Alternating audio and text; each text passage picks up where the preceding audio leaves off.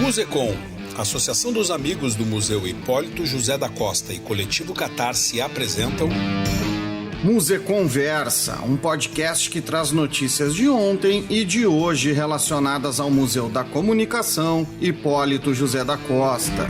Esse é um podcast quinzenal que trata de assuntos ligados à comunicação e à museologia. Veiculado nas mais diferentes plataformas de podcast e também nas redes sociais do Musecom e do Coletivo Catarse. Este é um programa que conta com o patrocínio do Banrisul, o Banco dos Gaúchos. Para quem quiser conhecer o museu, acessa lá o site www.musecom.com.br. Para além deste podcast, também vai encontrar uma série de outros trabalhos neste canal digital do Musecom. Ou basta também dar uma chegada na Rua dos Andradas, 959, na famosa esquina da comunicação, no Centro Histórico de Porto Alegre. E tem mais, hein? Para quem quiser entrar em contato, tirar dúvidas ou agendar visitas, tem o telefone 513224-4252 e o e-mail musecom@sedac.rs.gov.br. O podcast Museconversa conta com a apresentação e produção de Gustavo Turque e Marcelo Colbo. E vamos ao episódio de hoje.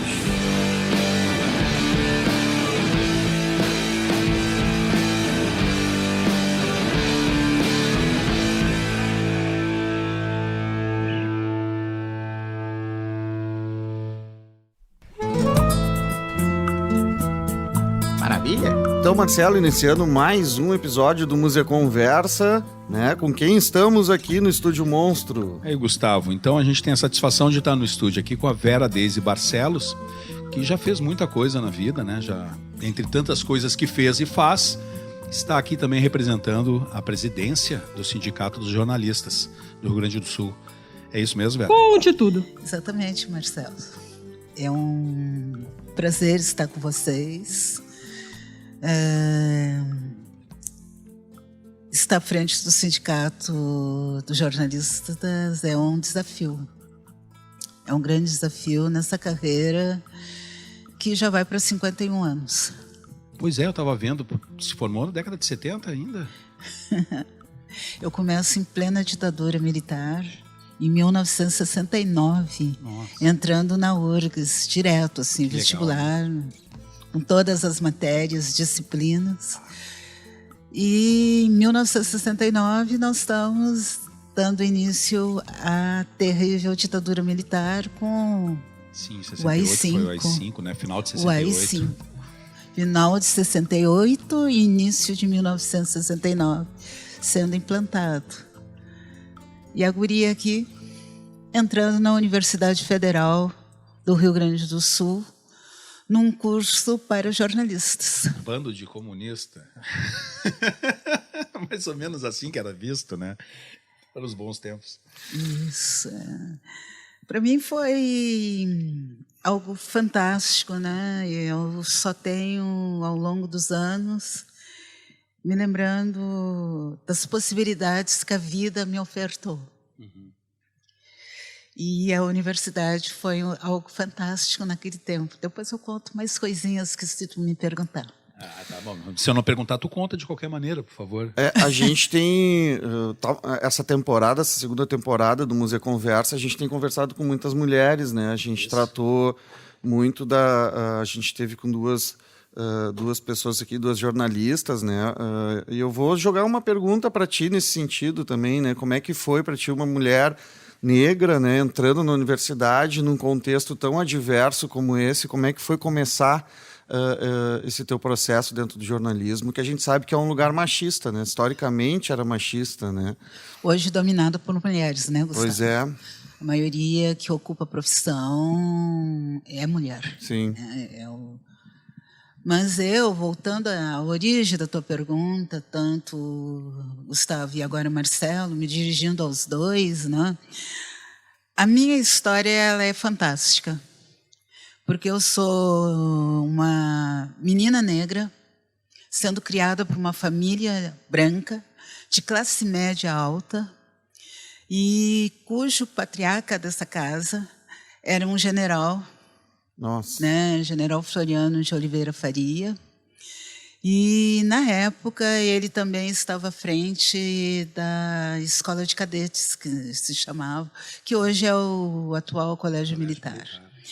Minha história tem a ver com as mulheres negras, as meninas negras, não é? E nessa situação, nós estamos nessa casa de classe média alta, não é? Que na época era, e ainda continua, mas na época era muito mais, quando minha mãe, seguindo a família, vai para a Rua Santa Terezinha, junto com essa família que morava na Venâncio Aires, na Avenida Venâncio Aires, tudo assim, ao redor do bairro Cidade Baixa, não é? Em que se muda a família do militar, do general Floriano de Oliveira Faria, casado com dona Ceci Cancelo Faria, vai para a Rua Santa Terezinha e carrega junto a empregada que já fazia parte da casa há muitos anos, cozinheira. Minha mãe era uma excelente cozinheira. Se houver tempo para contar, a gente vai contar a trajetória dela misturada com a minha. E Dona Eva leva uma menina que não poderia ficar sozinha dentro da casa onde ela morava, na Cidade Baixa, Joaquim Nabuco. Nós éramos 2 na época. Uma pessoa, vocês talvez conheçam, já morreu, mas foi um nome reverenciado no Carnaval. Carlos Alberto Barcelos, o Roxo. Ele era 4 anos mais velho que eu. Então, ele podia ficar sozinho, menino, né? As crianças ficavam soltas sob os cuidados da vizinhança. Vera Deise vai junto com a sua mãe. Sua mãe recebe, eu vou cortar, porque senão vai tomar, sem início da história, vai tomar todo o tempo da nossa entrevista. Mas, assim, minha mãe sai da casa para ir começar a trabalhar no centro da cidade, nos restaurantes do centro da cidade. Eu estou com 3 anos. E nessa conversa que tiveram, assim conta a história, disseram o seguinte: tudo bem, Eva, comadre Eva, deixa a menininha aqui. E a menininha de 3 anos ficou. Nessa casa grande, na casa do general, né? E nessa Rua Santa Terezinha, para curiosidade de vocês, eu vou contemplar sem vocês terem me perguntado. Ali, nessa época, nós estamos em pleno período, né, da ditadura, né, aí já é um outro período, né, que é quando eu já estou na juventude, entrando na universidade, fazendo curso de jornalismo. Mas antes morou ali Garrastazu Médici, Costa e Silva e Gás. Perto da Companhia de Guarda, então é natural que ficasse por ali também. Perto do Colégio Militar, que foi Exatamente. Onde estudaram todos esses ditadores, né? Ditadores. E nessa família eu vou estudando muito em função de na época, não sei se ainda esse termo é usado, mas na época eu passei a ser a irmã de criação. Aquela menina que foi criada junto à família, embora não tivesse todos os acessos como filha. Embora eu fosse chamada de filha, recebi muito carinho, não posso ser injusta com essa família, porque eu não fui maltratada em nenhuma vez, né? E ali, aos 8 anos, é que muda a trajetória da menina Vera Deise naquela casa de família de alta classe média, que na época o ser comandante da escola de cadetes era um grau social bem alto. E eu tinha 8 anos e não havia sido alfabetizada. Essa história, se tu pesquisou minha vida, tu deve ter lido, né? E é em função desse meu irmão de criação, um dos mais moços da família, eram 5 filhos, que diz para os pais que eu tenho que estudar. Até 8 anos eu ainda não tinha sido alfabetizada. E a partir daí a minha vida muda, eu frequento 3 ambientes escolares. O primeiro é o Luciana de Abreu, que era próximo, o grupo escolar Luciana de Abreu, que era próximo da Rua Santa Terezinha, porque fica na Venâncio Aires, ficava, né? Na Venâncio Aires com a João Pessoa.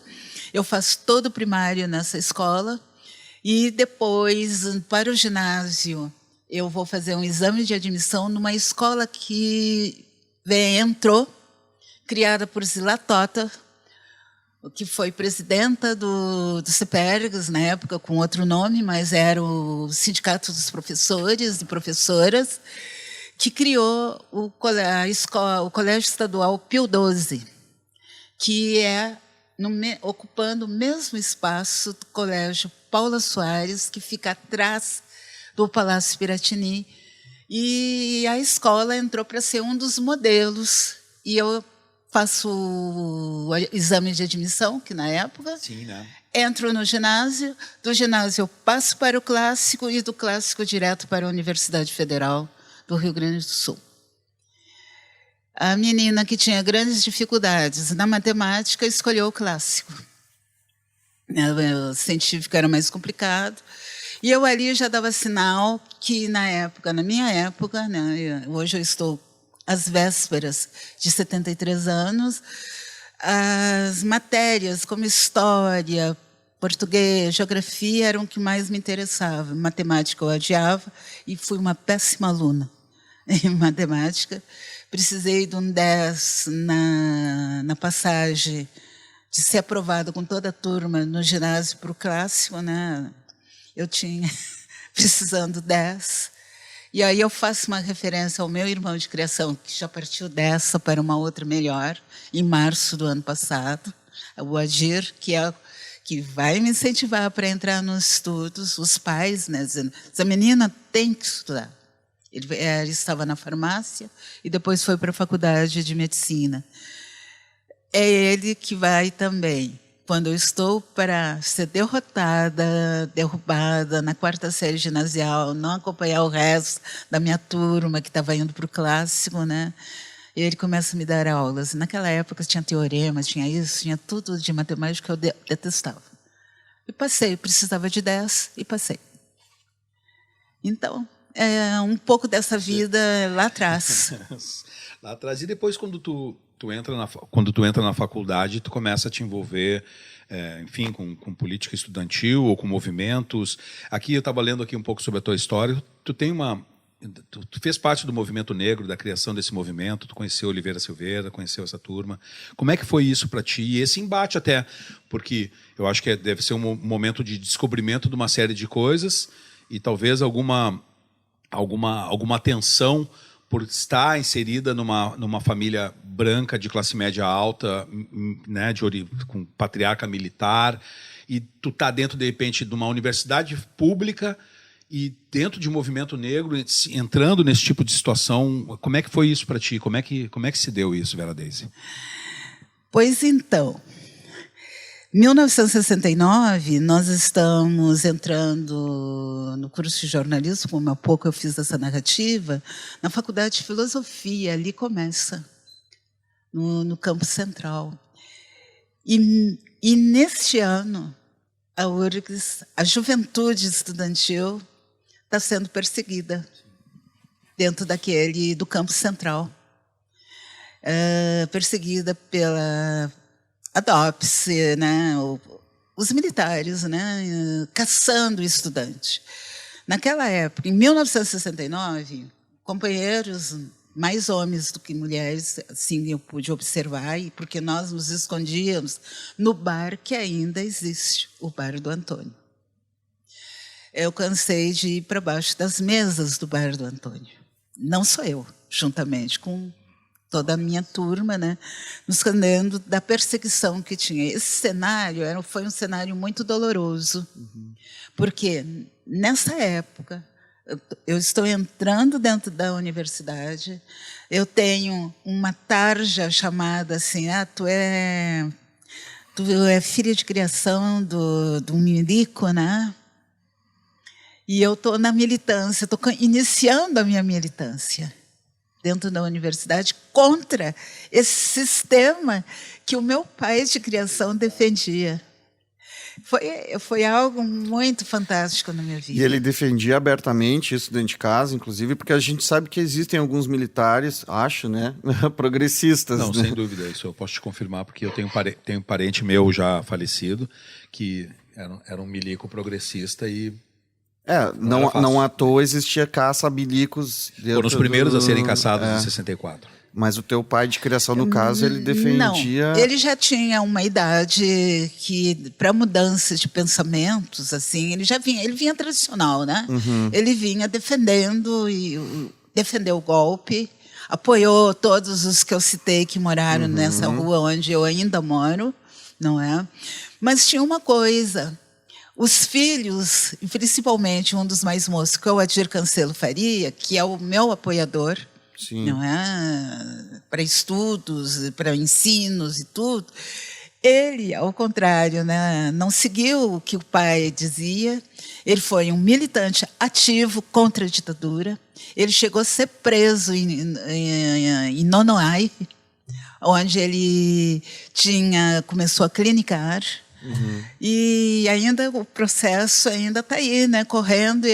A família agora está tentando recuperar. Amicíssimo, adivinha de quem? Você imagina estou falando no programa, adivinha de quem? Mas eu acho que os ouvintes vão ficar curiosos. Amicíssimo do Leonel Brizola. Apoiador do Leonel Brizola, sabe?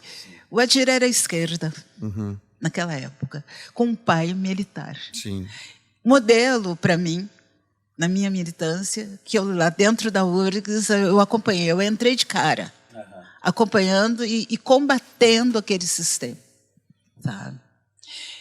Eu nunca fui, assim, de grandes discursos, sabe, disso, mas eu estava sempre junto com a turma que se opôs naquele momento. E continuo fazendo as minhas oposições também. Tu falaste de Palmares, tu me perguntaste sobre Palmares. Isso. Palmares eu entro exatamente dentro, quando eu estou dentro, ali ainda dentro do campo central. Não é? Porque nós vamos nos mudar para onde hoje é a Fabico, 69, no ano de 70, um ano depois que eu entro. Faculdade Xeranda Nova. Mas, voltando a falar de Palmares, é que eu descubro ali o Oliveira Silveira. Oliveira, todas as vezes que eu ia para o Colégio Pio XII, era o tempo do bonde, o Oliveira morava numa casa de estudante que tinha ali. E a gente já se conhecia. Oi, tudo bom? Eu correndo, né? O Oliveira tem uma diferença muito pequena. Hoje já falecido, claro, mas a diferença de idade era muito pouca, mas ele já estava na universidade e eu ainda estava no Pio XII. Eu ainda estava no ensino médio, hoje ensino médio, né? Na época era clássico. E ali, quando eu entro na universidade, eu descubro que o Oliveira está liderando um movimento para discutir as questões étnicas raciais. E esse grupo, quando eu entro, é que se torna Palmares. Ainda está só o grupo de jovens universitários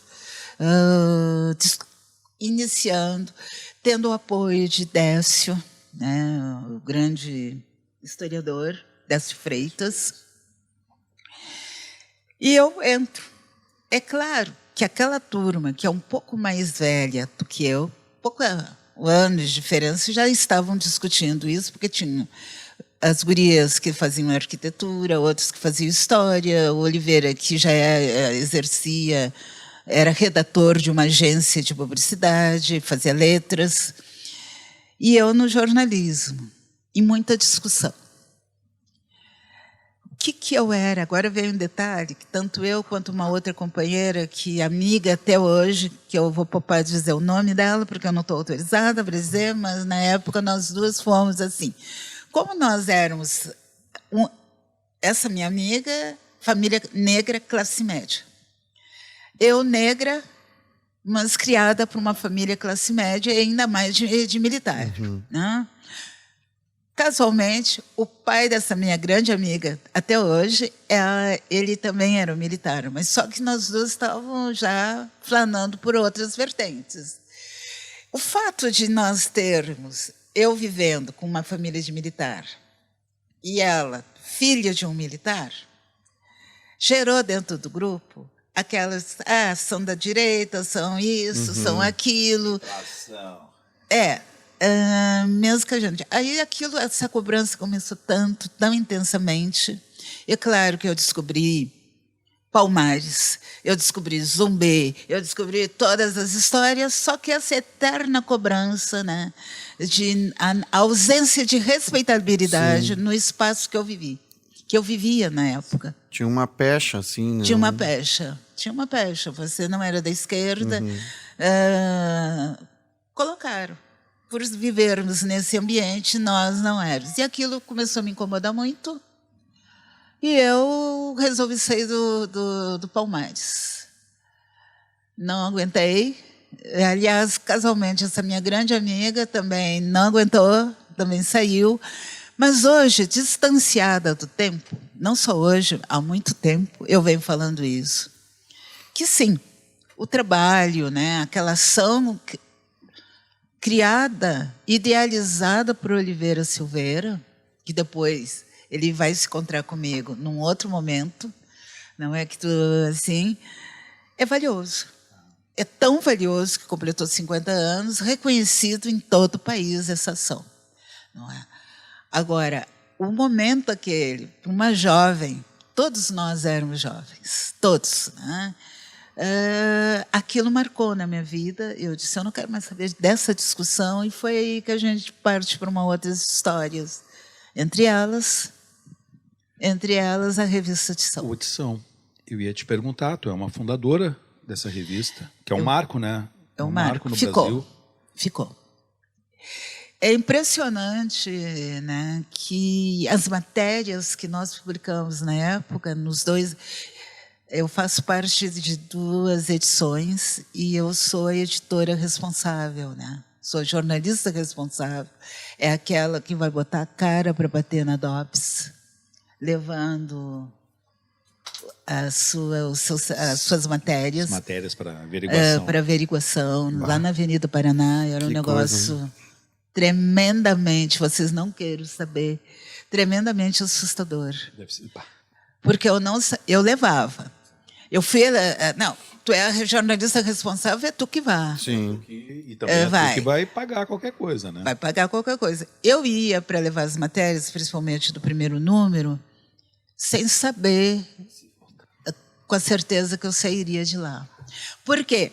Porque nessa época, que já é 1969, 70 já, nós já estamos nos anos 70, porque a revista é 70, 71, 72, ela concebe uma revista para ser publicada, levar 1 ano, porque era muita discussão. Sim. Era muita dificuldade, eram outros tempos também, né? Mas a discussão a gente imagina, né? Meu Deus!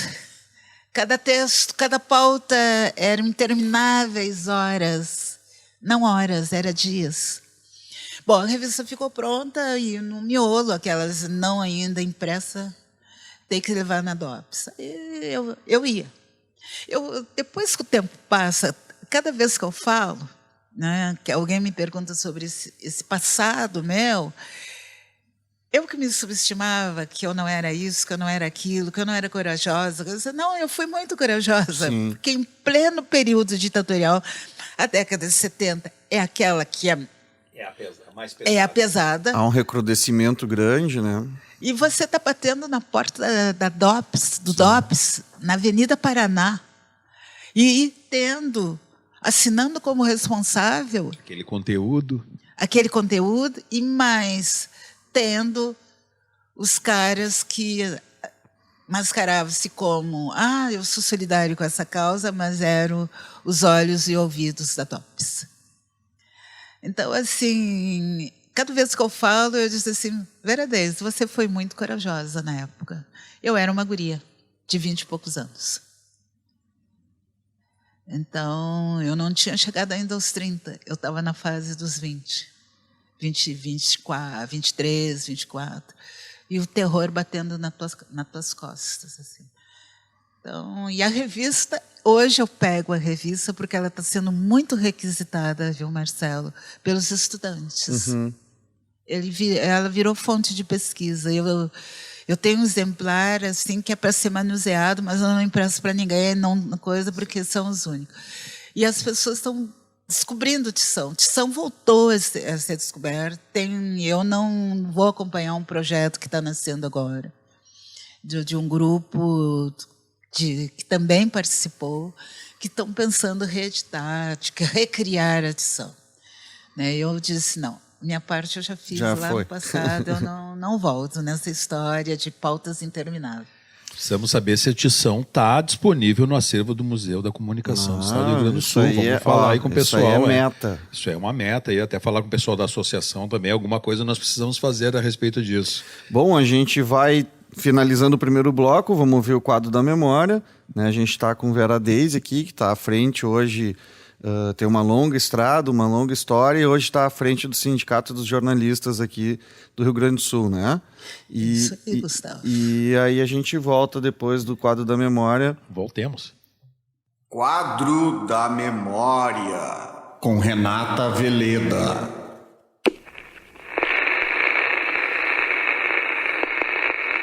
Olá, bem-vindos ao quadro da memória. Eu sou Renata Veleda, servidora do museu, e hoje vamos ler trechos selecionados de uma matéria do Jornal do Jornalista de março de 1987.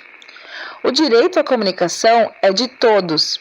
Os jornalistas acham que a informação não é uma mercadoria, texto de autoria não identificada.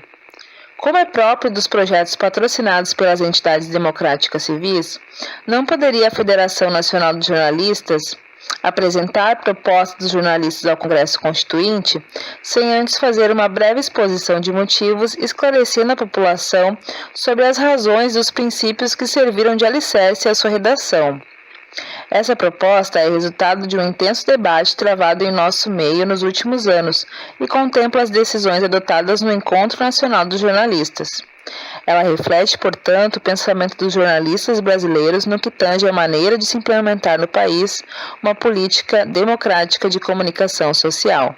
Como primeiro corolário de uma política democrática de comunicação, os jornalistas entendem que o direito à livre informação deve ser conceituado como bem público, fruto da evolução social do homem e principalmente do aprimoramento tecnológico dos meios de comunicação. O Estado democrático não pode descuidar-se da importância dos meios de comunicação na informação que condiciona a vida das pessoas, ameaçadas cada vez mais pelo controle absoluto exercido por estados autoritários ou por grupos econômicos poderosíssimos. A informação é, pois, um bem público, na medida em que ela não é mera atribuição aleatória dos meios de comunicação, mas um direito da coletividade de se expressar e de se informar sem restrições de ideias ou fronteiras. Se ao Estado cabe exclusivamente a concessão dos meios de comunicação, então torna-se imprescindível que os concessionários assegurem aos cidadãos o direito de serem livremente informados, sob pena de desvio de finalidade. A liberdade de informação, portanto, é modalidade de direito coletivo intransferível, pois alcança não somente o comunicador, mas também o público a quem ela se destina. Dessa forma, em relação à empresa jornalística, o direito à informação deixa de ser direito pessoal subjetivo para converter-se em dever, o dever de informar. Não há como adequar o Sistema Nacional de Comunicação a essa concepção sem que se promova uma profunda modificação no regime de propriedade hoje preponderante no setor. A informação não pode continuar sendo tratada como mercadoria.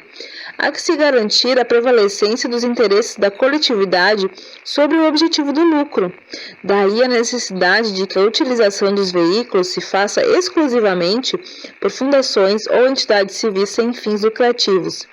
Também com a preocupação básica de assegurar a pluralidade das fontes e, por fim, a ditadura dos empresários na definição do que deve ou não ser divulgado para a sociedade, é que propomos a criação dos conselhos editoriais e o estímulo ao surgimento das cooperativas de profissionais, permitindo que sejam favorecidas por meio de isenção fiscal. A manipulação da informação no Brasil é uma constante, especialmente no que diz respeito às emissoras de rádio e de televisão. Nos deparamos com uma situação insustentável, inteiramente incompatível com um regime que se quer democrático. Titular do poder concedente, o presidente da República, através dos anos, tem se utilizado da atribuição de outorgar canais de frequência de rádio e de televisão para favorecer grupos ou facções conforme seus interesses políticos. O favorecimento e o privilegiamento são feitos de forma escandalosa, quase sempre ao arrepio do que é determinado na própria legislação, que estabelece certa prioridade para a utilização desses serviços como objetivos educacionais e culturais. Via de consequência, ao controlar as concessões, o governo termina por controlar a própria informação numa forma indireta, porém muito eficaz de censura. As empresas concessionárias, por sua vez, ao tempo em que são extremamente dóceis à pressão do governo federal, mostram-se insensíveis aos reclamos e aspirações de expressivos segmentos da sociedade. O faccionismo dos meios de comunicação é a regra, o que serve para justificar a antiga denúncia formulada pelos jornalistas em seus congressos e conferências nacionais. Não existe liberdade de informação no Brasil. O que existe é a liberdade das empresas jornalísticas defenderem seu próprio ponto de vista. É preciso mudar radicalmente essa situação, se almejamos de fato construir um regime democrático no Brasil. Não se pode admitir que a concessão de canais de rádio e de televisão continue sendo objeto de barganha política, em detrimento do papel social que os meios de comunicação devem desempenhar numa sociedade moderna. Nesse sentido, deve-se combater o monopólio e garantir pluralismo, buscando fórmulas que permitam aos diversos segmentos da população o mais amplo acesso aos meios de comunicação. Outra questão essencial relaciona-se com a atribuição do chefe do Poder Executivo no Brasil de outorgar as concessões de canal e faixa de frequência dos meios de radiodifusão. A Alemanha solucionou tal problema ao criar os Conselhos de Radiodifusão, que nada mais são do que órgãos colegiados de inspeção e fiscalização das corporações, cujo objetivo maior é representar a coletividade perante o setor de comunicação. Seus membros são eleitos pelas representações do povo, parlamentos dos estados e da federação, e pelas entidades democráticas civis alemãs, como sindicatos, igrejas, comunidades municipais, partidos, imprensa, universidades, entre outros, ficando assim garantido a pluralidade política na composição dos conselhos, a independência das corporações e o respeito ao direito dos cidadãos de serem livremente informados. Chegamos a fórmula semelhante. Propomos como primeira providência retirar do presidente da República a atribuição de conceder os canais, passando às mãos de um conselho representativo dos diversos segmentos da sociedade, cujos membros seriam designados pelo Congresso Nacional. Essa proposta, que já vinha sendo objeto da discussão não só entre os jornalistas, mas como em diversos fóruns da comunidade, foi em boa hora incorporada pela Comissão Provisória de Estudos Constitucionais. Vale citar, a propósito, o que dizia o professor Antônio Evaristo de Moraes Filho: o grande perigo para os direitos de opinar, de noticiar e de ser informado não está na intimidação dos jornalistas, com a ameaça de encarcerá-los, mas no abuso dos poderes econômicos e políticos que tendem a manietar a liberdade de manifestação do pensamento, usando os meios de ação como máquinas domesticadas a serviço de seus interesses. A manipulação da informação, a deformação da verdade, o desamparo do cidadão diante de um poder quase absoluto, exercido por grandes veículos de comunicação, bem como o apadrinhamento na concessão de canais de rádio e televisão, estão a exigir de todos nós uma mudança profunda na atual política do setor, em defesa dos interesses da população e dos princípios democráticos que devem nortear a comunicação social. Urge, pois, tornar efetiva a criação do Conselho Nacional de Comunicação Social, atribuir-lhe competência para a revisão, autorização e concessão dos canais de rádio e TV, garantindo sua composição plural através da participação efetiva e majoritária das entidades civis envolvidas na questão, dotando-o de recursos próprios que garantam sua necessária autonomia e independência em relação ao Poder Executivo e aos grupos econômicos.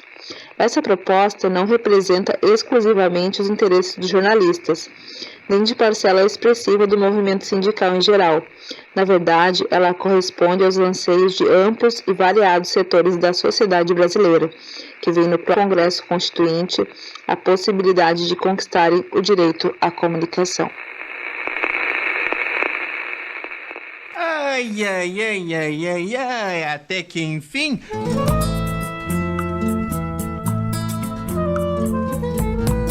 Retornando então aqui com Vera Daisy, né? A gente deixa aqui em off, aqui a galera não nos ouve, mas a gente pendura muito assunto entre nós aqui, a gente vai tentar cobrir ao máximo, né? E aí eu queria pegar um mote, né, que a gente está falando de comunicação, jornalismo, contando a tua história, né, Vera Daisy, e também contando essa história e falamos de uma revista que era de grandes reportagens, né? Falou das pautas que eram intermináveis, era super cansativo discuti-las. Como é que tu enxerga esse panorama do jornalismo hoje em dia? Né, que tá tudo tão rápido, tudo tão voltado para pílulas de informação, né, mudar desse padrão de grande reportagem, de grandes pesquisas, né, que formou grandes jornalistas, né, contadores de história também, né, que acaba se contando história, porque se enxerga hoje. Se me permite fazer um complemento, acho que o Gustavo traz um assunto muito importante. Tu é uma pessoa que tu me explicou quando a gente estava conversando da caneta, né, da escrita, e hoje em dia a gente vê o jornalista, a jornalista cada vez mais voltado para uma coisa até da sua própria imagem, do entretenimento, daquela coisa da pílula que o Gustavo falou, mas também muito ligado à imagem, né, à beleza, enfim, essas coisas tão consumíveis nos dias de hoje. Bom, eu sou visceralmente jornalista, né? Eu escolho essa profissão exatamente pela caneta e pelo papel. Essa situação que hoje você está me colocando, meu Deus, isso é agora. Porque eu sempre fui aquela mulher, né, aquela jornalista de entrevistar, né, de buscar informação. E eu aprendi que a informação ela é complexa, você tem que saber perguntar. Isso aí lá atrás a gente aprende, né? Você tem que explorar a sua fonte. É algo, para mim, o jornalismo que me encantou quando jovem, que fez com que eu me escolhesse essa profissão, foi lendo os grandes jornais que tinham na casa do general Floriano de Oliveira Faria, com todo título pomposo, que passava do jornal Stand, que era Correio do Povo, Folha da Tarde, Revista Cruzeiro, Revista Manchete. E foi isso, lendo esse material, que eu disse, serei jornalista, eu quero fazer o que eles fazem. Então, hoje, a pergunta tua, Marcelo, e do Gustavo, a gente vê um outro modo de fazer jornalismo, que eu considero jornalismo instantâneo. É o jornalismo assim, que dificilmente, né, tu vê matérias trabalhadas. E se hoje nós pegarmos, até papel está caro, eles estão dizendo que as grandes empresas não estão conseguindo segurar, mas mesmo se nesse novo formato que se apresenta, eu percebo, assim, é uma crítica que eu tenho que também melhorar também a minha avaliação, mas eu acho assim que o conteúdo jornalístico que hoje nós estamos vendo não é aquele conteúdo que eu espero. As matérias, não, a minha expressão, com perdão, e respeito a todos os companheiros e companheiras que exercem esta nossa profissão, eu acho assim muito raso. Exatamente. Muito raso, sabe? Eu sinto falta daquelas boas matérias, daquelas reportagens, não só com uma fonte, com várias fontes. Talvez eu esteja sendo, nesses tempos modernos, não é? Charles Chaplin fala disso, né? Tempos modernos, tem um dos títulos dos filmes dele. Eu esteja sendo antiquada. Né? Eu ainda esteja presa naquele modelo em que eu fui criada, né? Que eu participei nesses 50 anos, né? Colocando o meu texto. Eu sou mulher do texto. Eu não sou mulher do rádio, nem mulher da telinha da televisão. Nada, nunca estive presente nesse espaço, a não ser quando sou entrevistada. A escrita me fascina, os bons textos. E o bom da minha história é que eu convivi com excelentes profissionais.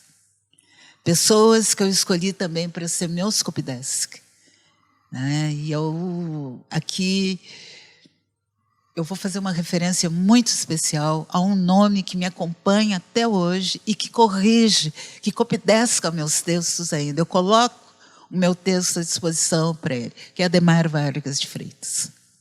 Adhemar está comigo no Diário de Notícia lá atrás, na década de 70, claro, já, quando eu entro no Jornal do Comércio em 71, depois eu vou para o Diário de Notícia na Avenida São Pedro, e o Adhemar está lá corrigindo, copidescando, a palavra mais correta, tirar o copydesk, que era fundamental no exercício da profissão.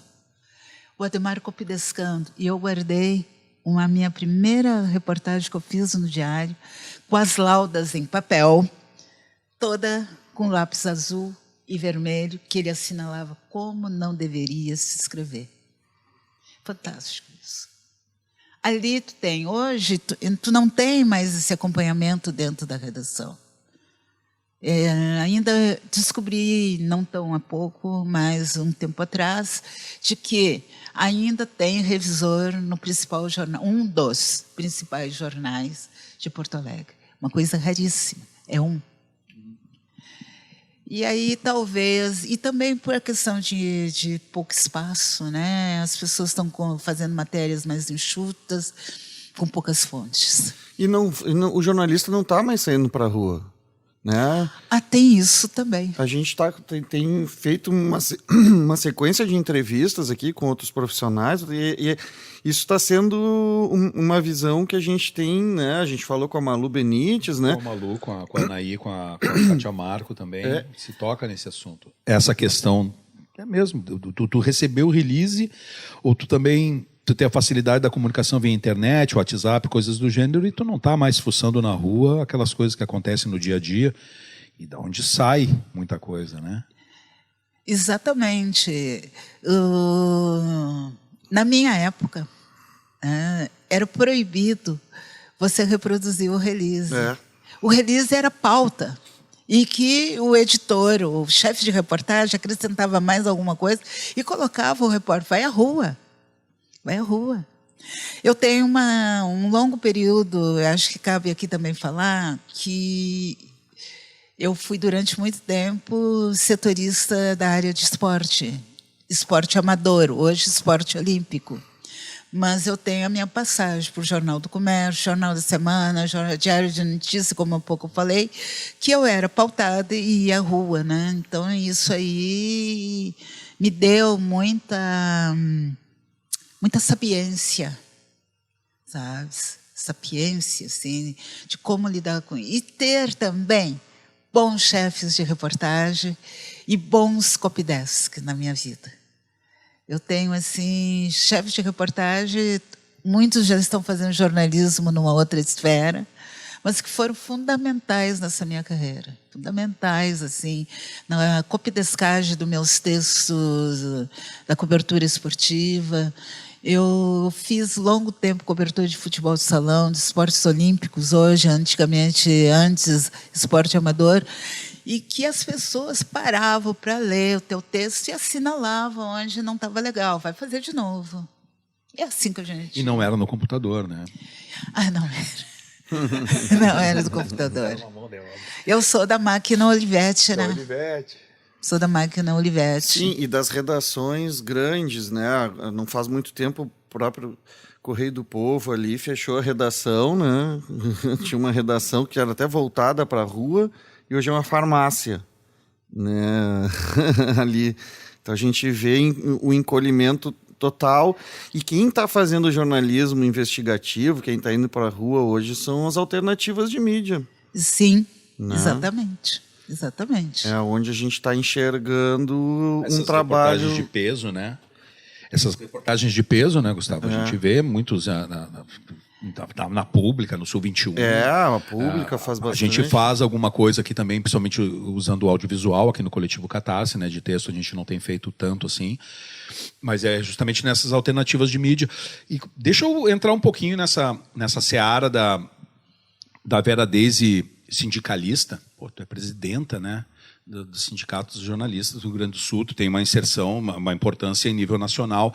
Como é que se deu essa tua entrada nesse mundo, para depois a gente poder seguir perguntando quais as diferenças de linha de tratamento, como tu enxerga as empresas, enfim, ir longe nisso. Como é que tu entrou nesse mundo da política? Da política sindical, da política, da militância, né? Eu não escondo o partido que eu sigo, né, que eu admiro, que eu curto. Eu sou petista, não é? Desde a fundação do nosso partido, do PT.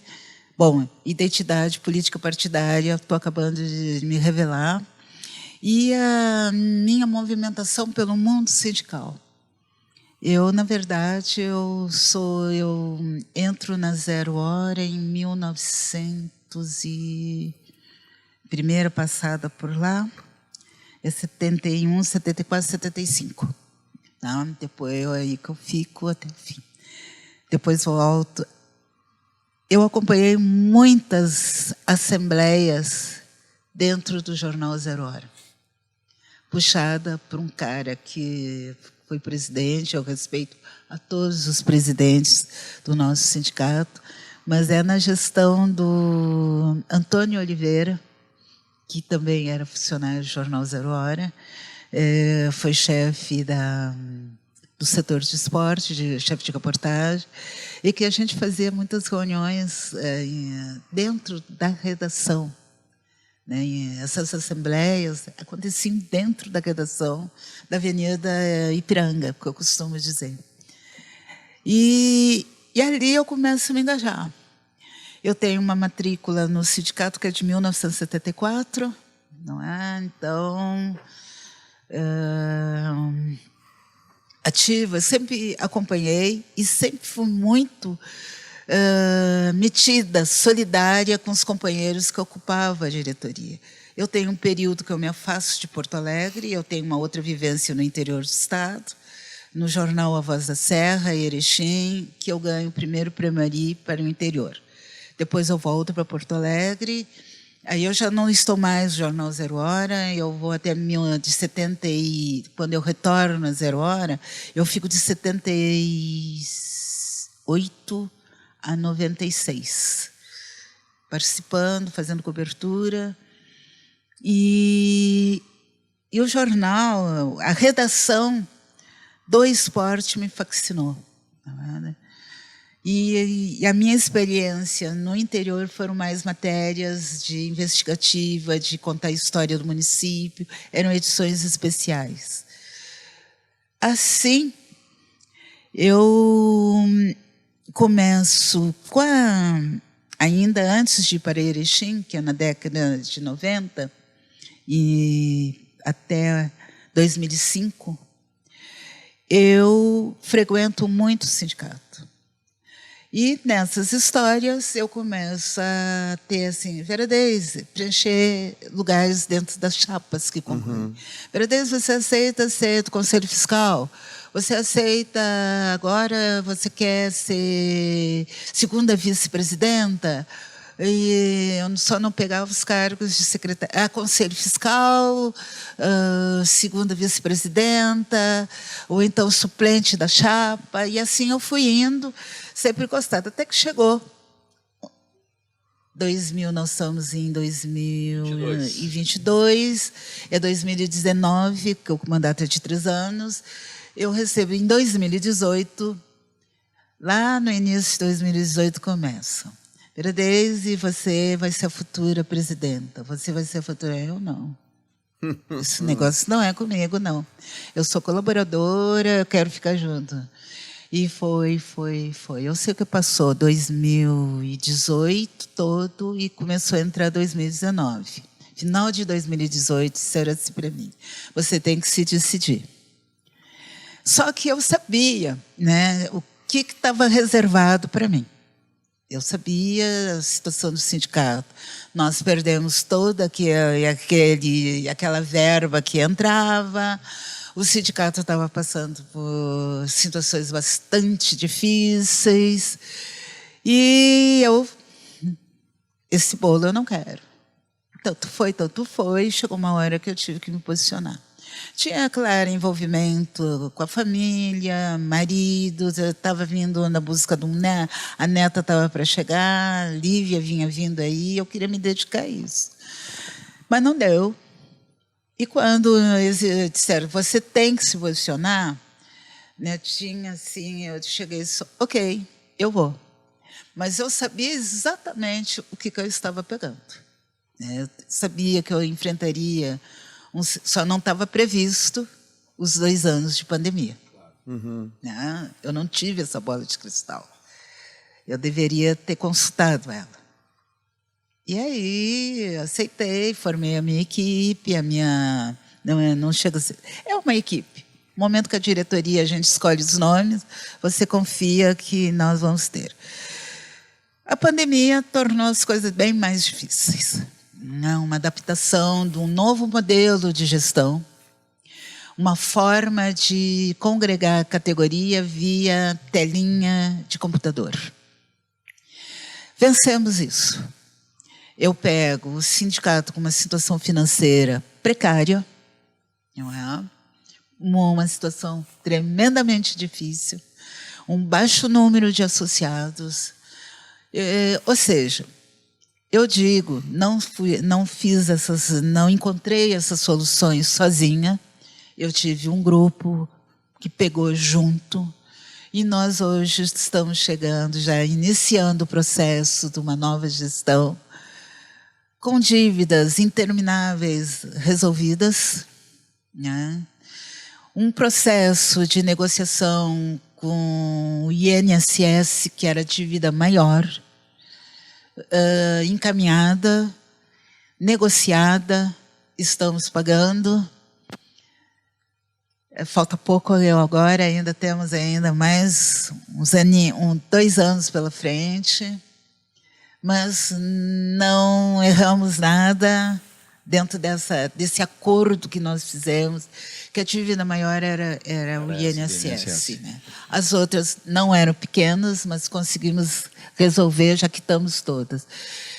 Estou com um grupo que vem segurando. E tem um detalhe. A minha vivência no movimento feminista fez com que eu olhasse mais para as mulheres, não é? Convidando as companheiras para vir junto comigo. Fato inédito na história de um sindicato que vai fazer esse ano 80 anos. Então, por 79 anos, as direções eram majoritariamente masculinas.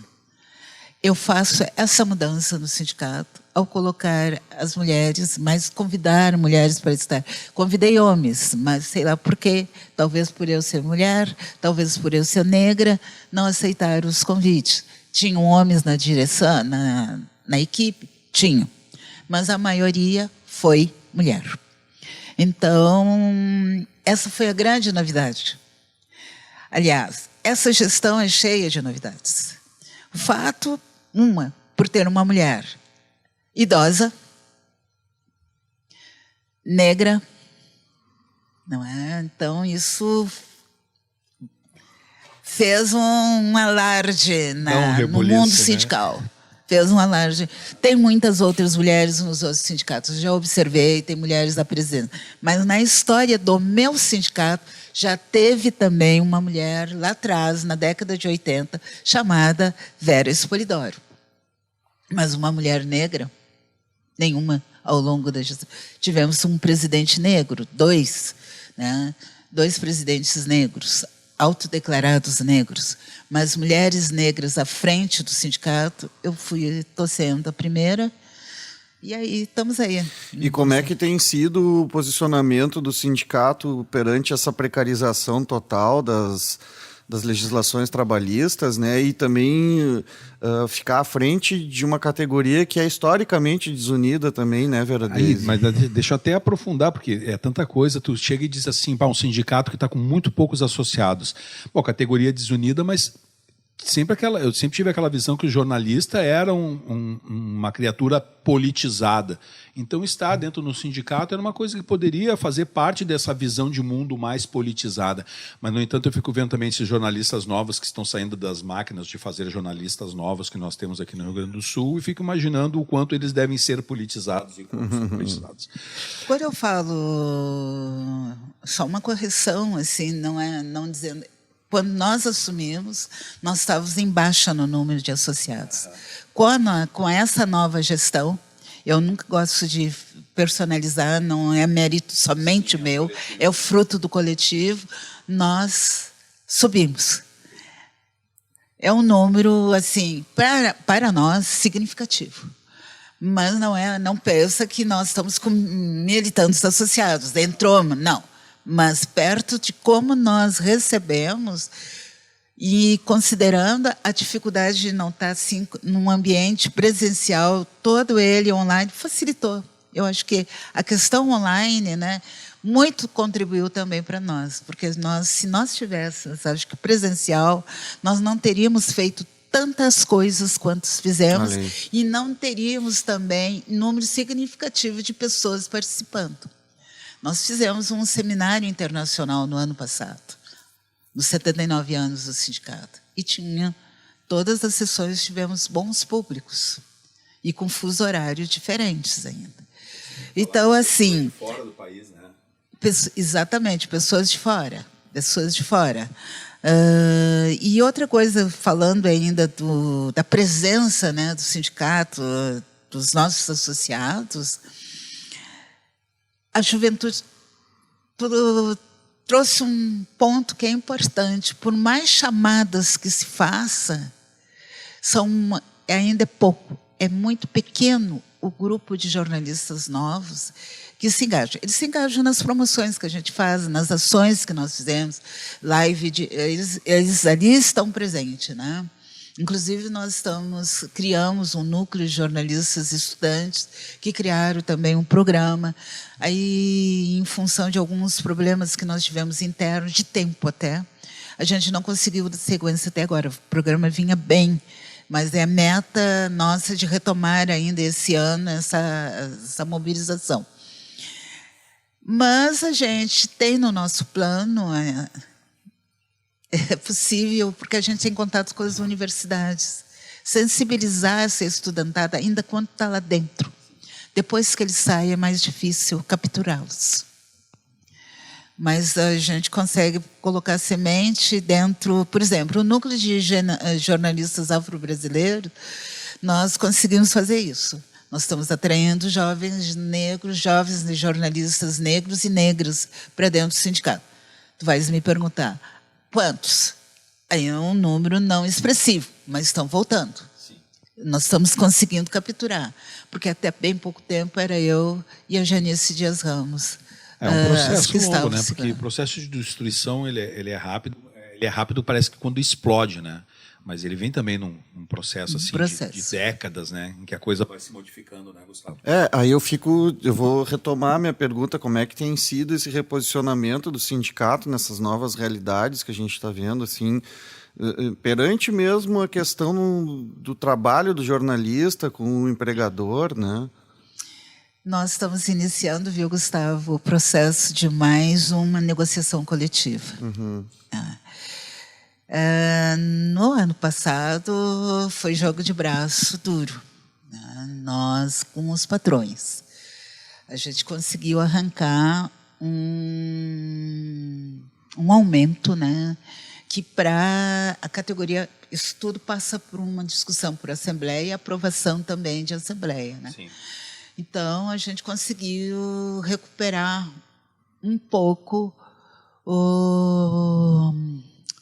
a questão do salário no enfrentamento com a inflação. Nesse ano, nós estamos com uma pauta que já encaminhamos para a patronal agora nessa semana. Hoje nós estamos na sexta-feira, nós encaminhamos na quarta-feira para a patronal. Estamos sendo ousados, né, em pedir e pedindo uma coisa que não levamos no ano passado. a inclusão na pauta da negociação do teletrabalho, porque a gente sabe que esse processo da questão do adoecimento da pandemia se apresentando, aí a Covid, ela está retornando. Então, a gente tem que já estar prevendo o que possa vir a acontecer. Então, nós estamos incluindo na pauta o teletrabalho que não passou na negociação passada. É jogo muito duro mesmo, né? Nós já divulgamos, fizemos anúncio que a gente tinha entregue a pauta, né? E uma das coisas que há anos vem sendo colocado para as direções do sindicato, que a gente tentou no ano passado e não passou, é a igualdade de pisos, né? Porque tem esse diferencial. Porto Alegre ganha mais do que o interior. Então, nesse ano, nós estamos colocando como uma das pontos principais a igualdade de salários, né, da pauta salarial, em determinados municípios, aqueles que têm mais o PIB mais alto. Não adianta pedir para Caçambinhas pagar a mesma coisa que, né, um empresário de lá pagar, porque não vai arrancar. Então, nós elegemos os municípios da Grande Porto Alegre, não é? E contemplando as duas delegacias, que é Pelotas e Rio Grande, pela representação que nós temos nesses dois municípios. E depois pegamos aqui São Leopoldo, Canoas, Novo Hamburgo, são 5. Canoas, Novo Hamburgo, São Leopoldo e pegamos 2 do interior, 5 municípios. Para começar, né? Os municípios que nós entendemos que têm um PIB muito baixo, não adianta a gente pedir, não vamos levar. Sim. Então, nós estamos fazendo uma jogada, também, né? Trabalhando com a realidade. É uma pauta bem interessante, né, que a gente está pedindo. Estão pedindo os chamados cuidados assecuratórios de saúde, que muitas vezes a gente recebe muita demanda das redações.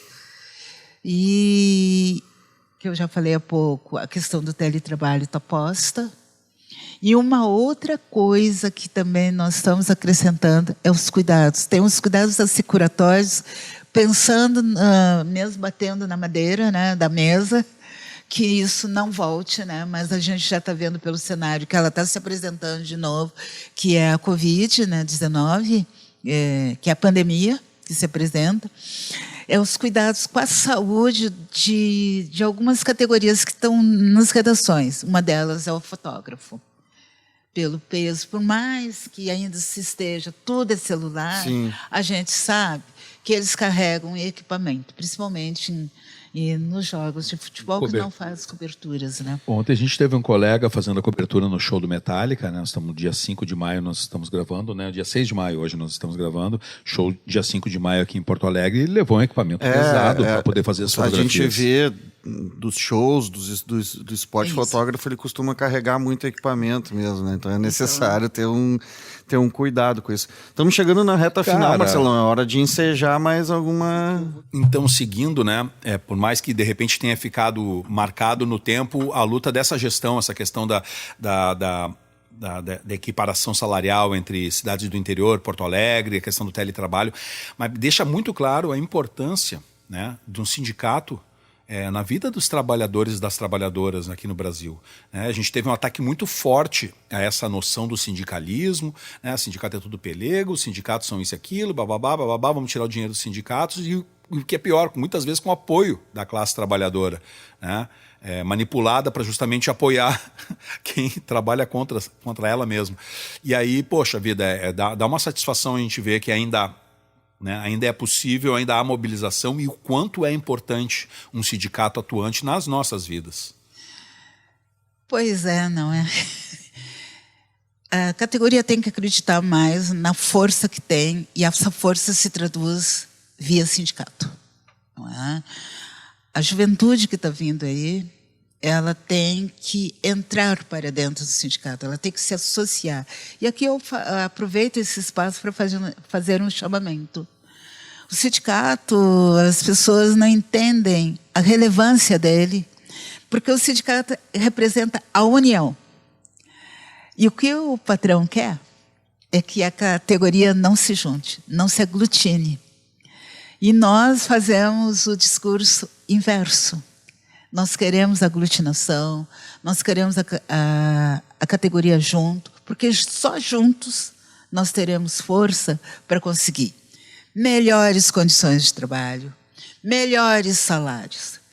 Eles estão fazendo isso conosco porque sabem que a nossa categoria, em termos de representatividade, ela ainda é pequena. Ela não lembra aquela categoria de lá atrás. E só que o passado, e é isso que eu quero dizer, o passado ajuda a fortalecer o presente. Se a gente olhar para trás, o número de associados que nós tínhamos para o número que temos hoje, é uma distância muito grande. Então, lá atrás, o pessoal estava fazendo momentos, reuniões dentro das redações. Hoje tem uma redação que não quer saber do sindicato. Mas nós não vamos desistir. Nós vamos começar agora, que abril tem essas janelas e portas abertas e que as redações estão retomando o espaço da redação de bater lá na porta, tanto do centro como aquela que fica em frente ao Riacho Ipiranga e tantas outras onde as nossas pernas possibilitar. Só tenho a dizer que foi mais um baita programa, Gustavo. É isso aí, nós estamos finalizando mais um episódio do Museu Conversa. Queria agradecer a disponibilidade da Vera Deise. Contou uma pequena parte da sua história, né? A gente estava comentando que tinha muita coisa para falar, muita coisa mais ainda para contar, mas é uma satisfação estar aqui nessa segunda temporada, um podcast que trata das coisas da comunicação. Não poderia deixar de conversar contigo para a gente ouvir bastante isso, porque é a finalidade que a gente tem aqui. Muito obrigado, Vera Deise. Quer deixar mais algum recado aí, por favor? Eu só tenho a agradecer por essa oportunidade de estar neste espaço. Um espaço hiper importante, um espaço que eu respeito, que eu admiro muito o trabalho do Museu Musecom, né? Mas eu ainda chamo pelo nome completo, Museu Hipólito da Costa, de Comunicação Hipólito da Costa. Gratidão por estar aqui podendo falar um pouco de mim. E também dessa gestão que eu estou à frente e que está perto de acabar. Né? Nós teremos eleições e com isso eu começo a encerrar mesmo, agora no mês de julho. E quem vem, a gente está construindo ainda. Muito obrigada a quem me ouve e quando quiserem, eu estou à disposição. Então tá, muito obrigado. Finalizamos mais um Museu Conversa. Fique aí agora com o serviço do museu aí do mês, né? Um grande abraço, pessoal. Até o próximo episódio. Maravilha. Escreveu o seu nome na história, uma mensagem. Na luta pela liberdade. Hipólito segue a sua viagem. Estar ao lado da verdade. Contar histórias com coragem.